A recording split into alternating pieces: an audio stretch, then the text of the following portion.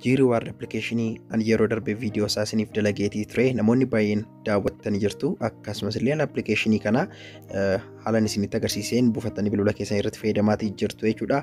Anamma kun akkuma agartanii coin miliyoona tokkoon keessaatii qabaa kana jechuun doolaara 100 ol hojjedheetiin jira jechuudha applicationii kana keessatti. Egaan kanaan dura doolaara 10 doolaara 5 akkaataatti keessaa baafatan ofii kootii fudhadhee isinitti agarsiiseetiin jira. Guyyaara kana immoo kan isinitti agarsiisu doolaara 100 ol salphaamatti yeroo daddana keessaati gara PayPal account kootiitti dabarfadhuun isinitti agarsiisee jechuudha. Video redeem kan jettu kanarraa dhuftanii ni tuqxu. Iddoo kanarratti egaa dhuftanii maal gootu PayPal keessan irraatii qarshii baafachuu barbaadan ni filattu jechuudha. PayPal doolaara 50 kana nan tuqaa saniin booda iddoo kanarraatii agree kan jedhu kana tuquudhaan PayPal kootti akka isaan naaf ergan taasisuu ni danda'a. Sababni isaa email gubbaa kanarraatti guuteetiin jira. Coinii 400 fi 82tu doolaara 50 jechuudha. Kanaaf agree yeroon jedhu kun akkuma agartan naaf erganiiti jiru. Saayitii 24 osoo hin guutin gara PayPal account kootiitti naaf darba. Withdraw keessaa ta'eeti jira.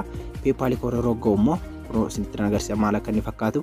PayPal account koo banaati jira. Kunoo ilaaluutii ni dandeessu. Waaw iddoo kanarraati ilaaluu ni dandeessu. Doolaara 100.15 keessaatii qaba jechuudha.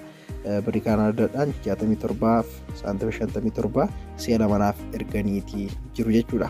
Kana fakkaata gaa sirriitti kan kaffalu application ajaa'iba ta'edha. Aappii kana linkii isaa description box jala jira seentanii buufattanii itti fayyadamuu ni dandeessu.